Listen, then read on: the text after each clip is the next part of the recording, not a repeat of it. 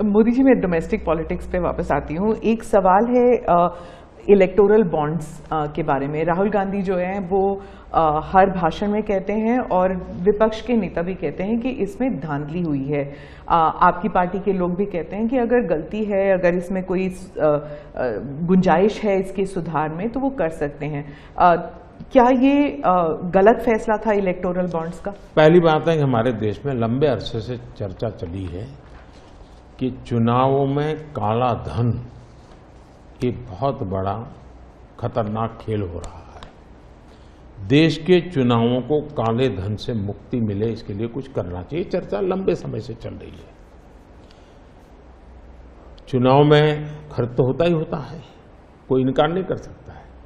मेरी पार्टी भी करती है, सब पार्टियां करती है, कैंडिडेट भी करते हैं। और पैसे लोगों से लेने पड़ते हैं, सब पार्टियां लेती हैं। मैं चाहता था कि हम कुछ कोशिश करें कि इस काले धन से हमारे चुनाव को कैसे मुक्ति मिले, ट्रांसपेरेंसी कैसे आए। एक प्रामाणिक पवित्र विचार मेरे मन में था। रास्ते खोज रहे थे, एक छोटा सा रास्ता मिला, वही पूर्ण है। वैसे हमने उस समय भी क्लेम नहीं किया था, पार्लियामेंट में डिबेट में सबने उसको सराहा भी था। आज जो लोग उलट पुलट बोल रहे हैं उन्होंने सराहा था, पार्लियामेंट डिबेट देख लीजिए। हमने कैसे कैसे काम किया, जैसे 1000 और 2000 के नोट खत्म कर दी। चुनाव में वही बड़े बड़ी मात्रा में ट्रैवलिंग करते हैं, क्यों कि ये काला धन खत्म हो। हमने सुप्रीम कोर्ट ने कहा था कि 20,000 रुपये तक पॉलिटिकल पार्टियां कैश ले सकती हैं। मैंने कानून बनाकर, नियम बना करके 20,000 को 2,500 कर दिया। क्यों? क्योंकि मैं नहीं चाहता था कि ये कैश वाला कारोबार चले।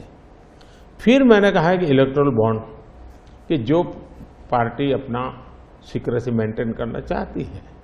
होता था क्या, जैसे हम पहले बीजेपी में चेक से पैसा लेंगे तय किया, तो सब व्यापारी लोग हमें आकर के कहें साहब हम चेक से दे ही नहीं सकते। हम कहा क्यों नहीं दे सकते? बोले हम चेक से देंगे तो हमें लिखना पड़ेगा, हम लिखेंगे तो जो सरकार है वो देखेगी कि ये विपक्ष को इतना पैसा दिया, तो हमें तो वो परेशान करेंगे। तो बोले हम तो पैसे देने के लिए तैयार है लेकिन चेक से नहीं देंगे।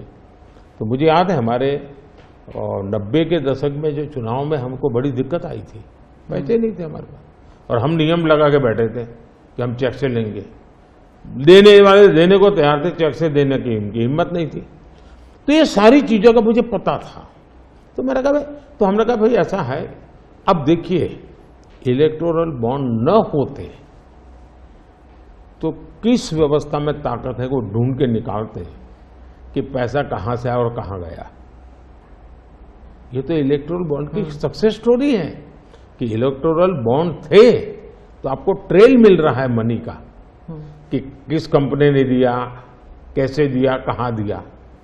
अब उसमें अच्छा हुआ बुरा हुआ वो विवाद का विषय हो सकता है, इसकी चर्चा हो।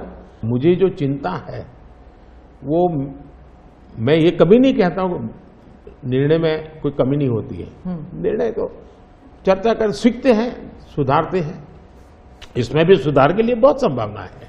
लेकिन आज हम पूरी तरह काले धन की तरफ देश को धकेल दिया है और इसलिए मैं कहता हूं सब लोग पछताएंगे। जब बाद में ईमानदारी से सोचेंगे सब लोग पछताएंगे।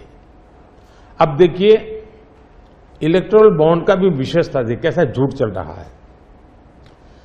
कुल देश में 3000 कंपनियों ने इलेक्टोरल बॉन्ड दिए हैं।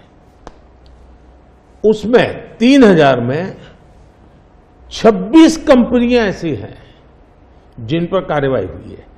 ये कहते हैं ना ईडी वीडी टिकना अपना, 3000 डोनर है उसमें सिर्फ 26, और उनमें से 16 कंपनियां ऐसी थी छापा जब लगा उस समय बॉन्ड खरीदा।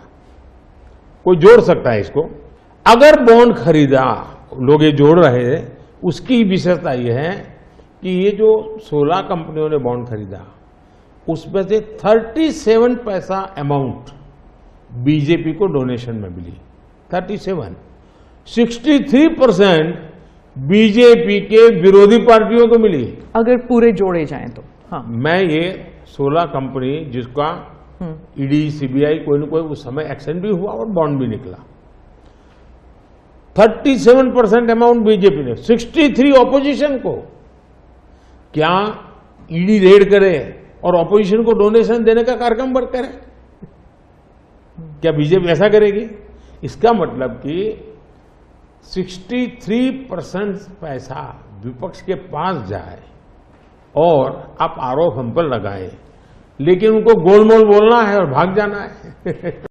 If you like this video, then like, share and subscribe to ET Now.